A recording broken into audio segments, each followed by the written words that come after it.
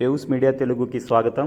పశువులలో గర్భకోశ వ్యాధులను నివారించడం ద్వారా పాల ఉత్పత్తి పెరుగుతుందని మండల పశు వైద్యాధికారి తహసీర్ అన్సారీ కర్లపాలెం మండలం నల్లమోతివారిపాలెం గ్రామంలో సత్యసాయి శత జయంతి ఉత్సవాలలో భాగంగా సత్యసాయి బాబా సేవా సమితి ఆధ్వర్యంలో పున్నయ్య శాస్త్రి సహకారంతో ఉచిత పశు వైద్య శిబిరం నిర్వహించారు. ఈ శిబిరంలో డాక్టర్ తహసీర్ అన్సారీ పాల్గొని పశువులు, గొర్రెలు, మేకలలో గర్భకోశ వ్యాధులు, నట్టల నివారణ, గాలికుంట వ్యాక్సిన్లు ఇచ్చేశారు. ఈ కార్యక్రమంలో గ్రామ పెద్దలు తాండ్ర సాంబశివరావు, మాడా శ్రీనివాసరావు, గరికంటి శ్రీనివాసరావు, సత్యసాయి సంస్థల గ్రామ సేవా విభాగ జిల్లా ఇన్ఛార్జి తుమ్మల శ్రీనివాసరావు, సిబ్బంది అట్ల బాలశంకర్ రెడ్డి, వంశీ షేక్ అబ్దుల్, జంపాల మోహన్, కృష్ణారెడ్డి, దామర్ల నాగతేజ తదితరులు పాల్గొన్నారు.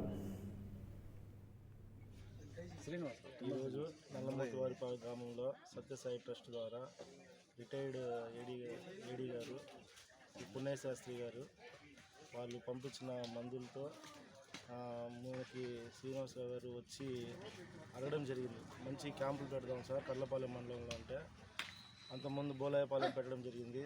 ఈరోజు నల్లమోతివారిపాలెం పెట్టడం ద్వారా అంతకుముందు క్యాంపుల కన్నా ఈ క్యాంపు బాగా రైతులు ఉత్సాహంగా వారి పశువులను తీసుకొని వచ్చి గర్భకోశ వ్యాధులు చికిత్సలు చేయించుకుంటున్నారు. ఇలాగే ఇంకా మిగిలిన రైతులు కూడా వచ్చే మిగతా వాటి పశువులకు కూడా మనము ఇలా గర్భకోశ వ్యాధి చికిత్సలు చేయించడానికి ముఖ్య ఉద్దేశం ఏంటంటే, మనకి ఏడాదికి ఒక దూడ అనే ప్రోగ్రామ్ కాన్సెప్ట్ ఉంది. అంటే మనకి పశువులు నిరంతరంగా పాల దిగుబడి ఉండాలి. మనం పశువుల్ని పెంచుకునేది పాల దిగుబడి కోసమే కాబట్టి ప్రతి ఏడాది మనకు దూడ రావాలి అంటే మన గర్భకోశ వ్యాధులు రాకుండా మనం ఎప్పటికప్పుడు దానికి చికిత్స చేయించుకుంటూ ఉంటే ఈ వ్యాధులు ఆగుతాయి. తర్వాత మనకి ఏదైతే లక్ష్యం ఏదైతే ఉందో ఏడాదికి దూడ లక్ష్యాన్ని మనం చేరుకుంటాము. మన పాల దిగుబడి కూడా మనం ఇలా పెంచుకుంటూ ఉంటాం. రెండోది ఏంటంటే మన గవర్నమెంట్ తరఫున ఓన్లీ ఫిమేల్ కాప్స్ పుట్టే ప్రోగ్రామ్ ఒకటి ఉంది, 777.